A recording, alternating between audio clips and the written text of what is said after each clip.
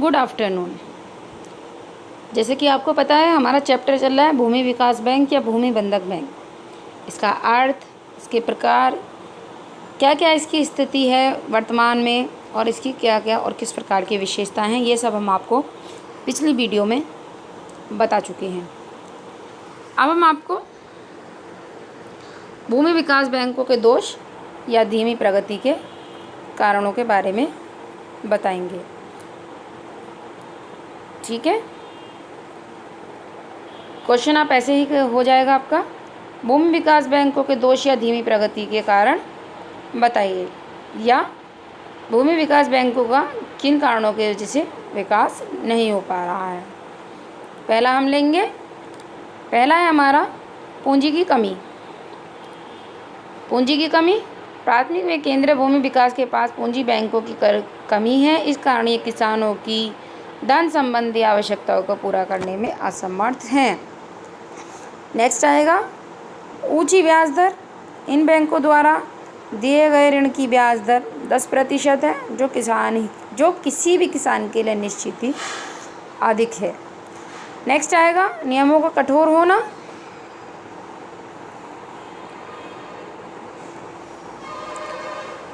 नियमों के कठोर होने में इन बैंकों के ऋण वसूली संबंधी नियम बहुत कठोर होते हैं।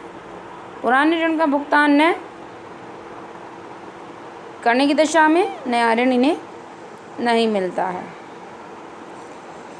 फिर आएगा हमारा पक्षपातपूर्ण व्यवहार।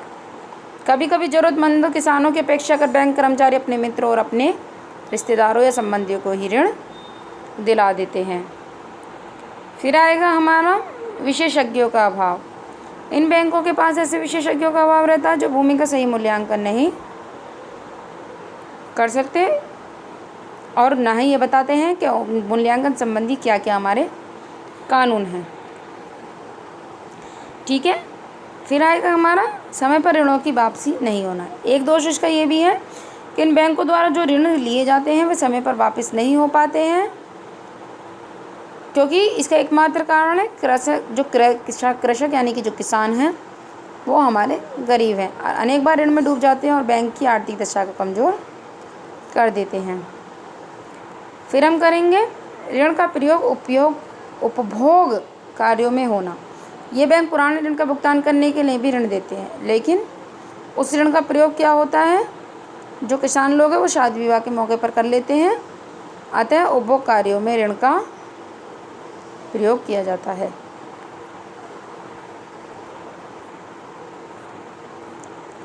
ठीक है, एक है हमारा भूमि विकास बैंकों के लाभ या महत्व बताइए।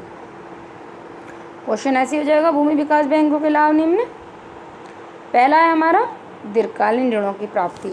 स्टार्टिंग से हम पढ़ते आ रहे हैं कि ये जो भूमि विकास बैंक है ये हमें दीर्घकालीन यानी कि लंबे समय के लिए ऋणों को प्रदान करते हैं। दूसरा है कृषि का विकास। ये बैंक किसानों को भूमि के विकास और विभिन्न प्रकार के कृषि यंत्रों को खरीदने के लिए ऋण देते हैं। इससे दोनों ही लोग लाभान्वित होते हैं। कृषकों के ऋण भार में कमी होती है, क्योंकि कम ब्याज दर पर किसानों के पुराने ऋणों को चुकाने के लिए भी ऋण दे देते हैं। ब्याज की दरों में इनमें कमी होती है। और फिर है हमारा देसी बैंकरों से राहत। इन बैंकों के द्वारा कृषकों को देसी बैंकरों, जो छोटे पैमाने के बैंकर होते हैं, जो ज़्यादा ब्याज पर ऋण देते हैं, उनसे भी राहत मिल जाती है। प्रकृति पर कम निर्भरता हो जाती है और सहयोग एवं सहकारिता की भावना इनमें विकसित होती है।